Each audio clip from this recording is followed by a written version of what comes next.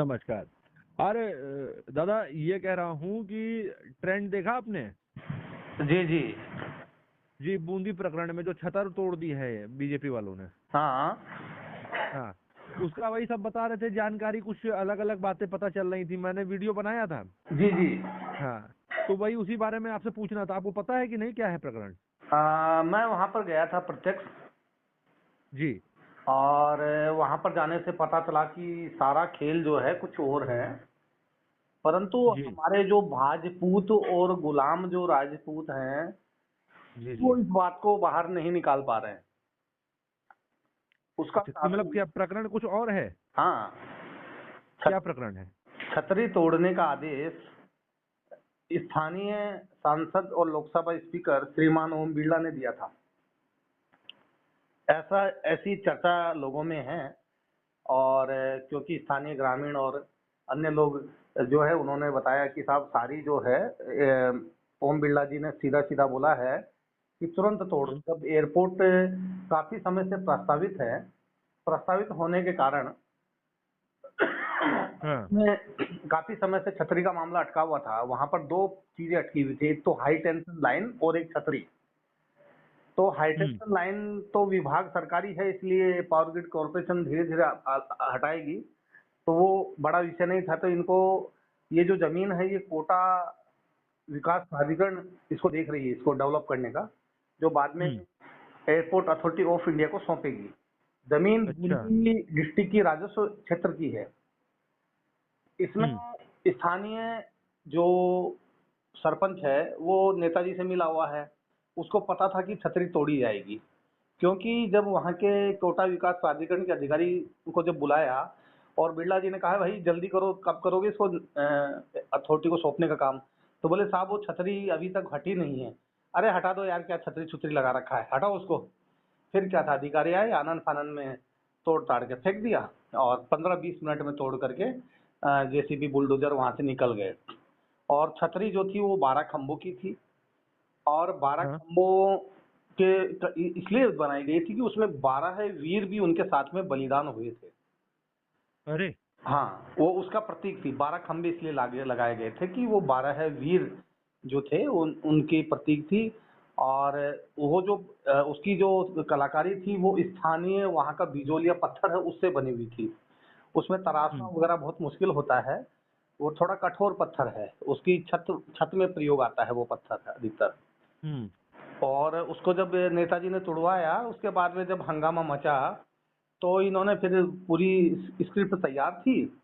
बाद में इन्होंने 4 कर्मचारी को बेचारों को सस्पेंड करने का नाटक किया।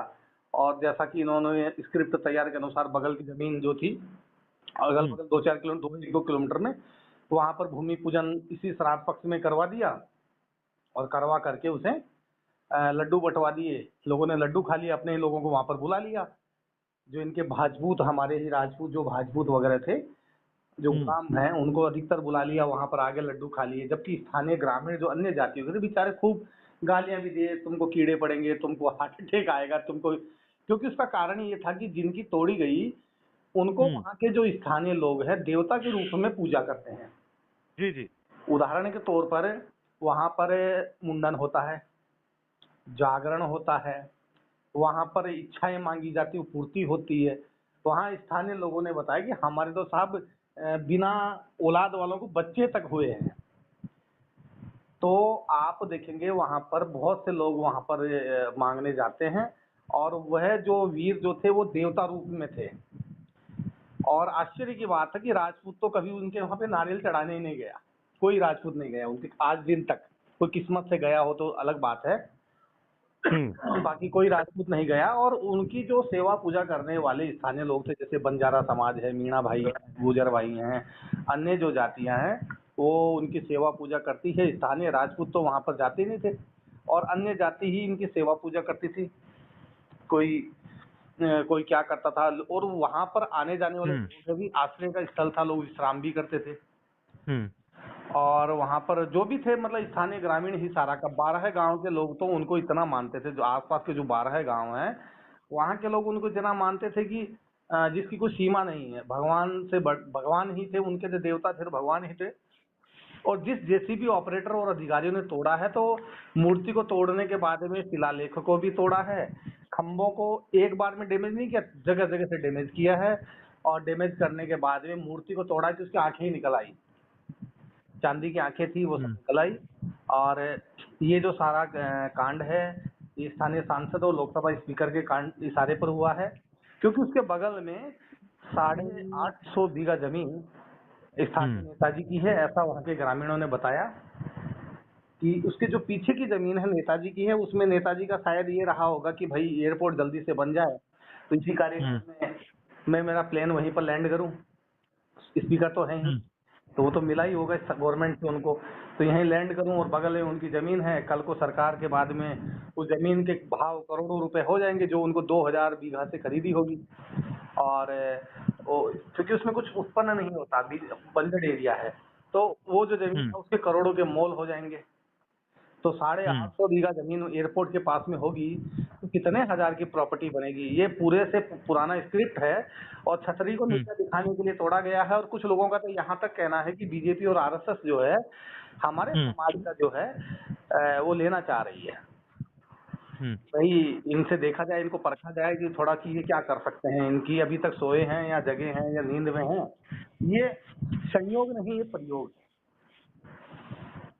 ये मतलब पूरा पूरा ये ऐसा नहीं है कि कोई अटेंडम था, ये प्री प्लान थी पूरी चीजें। ये पूरा प्री प्लांटेड है और वो अभी प्रयोग के तौर पर। और इसमें आश्चर्य की बात है कि हमारे जैसे कि लोगों को तो पता ही नहीं था, लेकिन भूपेश सिंह हाडा को अरेस्ट करके जेल भेज दिया गया था क्या? भूपेश सिंह हाडा को किसी अन्य केस में उनको अरेस्ट करने का प्रयास किया गया था। हाँ। तो लेकिन बाद में दबाव में उनको रिहा कर दिया, जबकि हाई कोर्ट से वो बेल पर है। हाँ। इसके बावजूद उनको किया गया। और इसमें सबसे मुख्य बात है कि स्थानीय जो समाज के लोग हैं, इनको ऊपर से प्रेशर डाल के चुप कराया जा रहा है कि आप चुप रहो, बाहर मत निकलो। अब उनको लालच दिया जा रहा है, आपको मंडल अध्यक्ष, ये सदस्य है, वो अध्यक्ष बना देंगे, आपको ये कर देंगे, आपका काम ये कर देंगे। राजपूत तो वहाँ के जो है उनको तो गुलाम बना रखा है। वो सब जो है बीजेपी के, भाजपा के, आरएसएस के पक्के गुलाम बने हुए हैं। और जो आंदोलन जो कर रहे हैं वो अन्य समाज के लोग ही हैं। राजपूत समाज के लोग तो जो कुछ वहाँ इक्के दुक्के स्थानीय हैं, बाहरी जो समाज सेवी वो हैं। कल वहाँ पर यूनेस्को के भी कुछ लोग गए हैं, अभी और जाने वाले हैं। और विरोध को देख करके उन्होंने पुलिस कैंप तक वहाँ पर करवा दिया है। अच्छा। कि भाई कैसा किया जाए। अब आज ये सर्वविदित है कि जिस व्यक्ति ने देवताओं के मंदिरों से इस प्रकार की करते किसी ने कहीं पर भी किए हैं, ईश्वर ने उसे उसकी सजा जरूर दी है। हम तो उम्मीद करते हैं कि जिन नेताजी ने किया है, ईश्वर उसकी सजा उन्हें जरूर देगा। ये हम ईश्वर से कामना कर सकते हैं। बाकी ये लोकतंत्र में हमारे समाज जो है वो इतनी गुलामी में वो है, व्यस्त है कि जिसकी कोई सीमा नहीं है। इनको कुछ नजर नहीं आता। और जो नेताजी है वहां पर भगवान के रूप में पूजा जा रहे हैं, यूं मान लो, कोई बोलने को तैयार नहीं है। अरे अब ये पूजे जाएंगे, अब ये पूजे जाएंगे। और अब स्थानीय जो लोग हैं, अन्य समाज के लोग, मैं कहता हूँ हमारे समाज के लोग, उनकी जो देवता थे उनको इतनी पूजा नहीं करते थे, कोई किस्मत से करता था। अन्य समाज के लोग इतनी पूजा करते थे। जब हम वहां पर गए तो दो पति पत्नी मीणा भाई थे, हमने उनके समाज पूछा तो भाई हम मीणा हैं। वो 100 मीटर 200 मीटर दूर मोटरसाइकिल खड़ी किए, उन पत्थरों में नंगे पैर, दोपहर के 12-1 बजे वहां पर गए और उन्होंने चरण स्पर्श किए देवता के और धोख लगाया। तो फिर हमने पूछा भाई आप इतने दूर से बाइक पास में भी ला सकते थे। बोले नहीं साहब नहीं, हमारे तो देवता है, दिलों में है, चाहे इनका मंदिर तोड़ दीजिए, कहीं भी लगा दीजिए, कुछ भी कर दीजिए, दिलों से नहीं उतार सकते हमें। तो सोचिए कि लोगों की कितनी बड़ी आस्था है।